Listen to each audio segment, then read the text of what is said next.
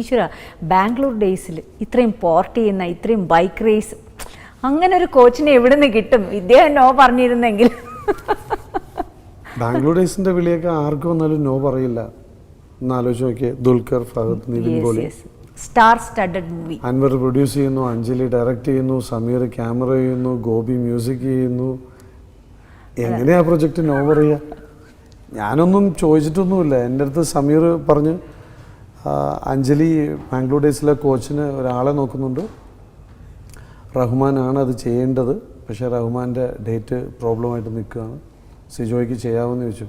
ഞാൻ പറഞ്ഞു എപ്പോൾ തുടങ്ങാമെന്ന് ചോദിച്ചു.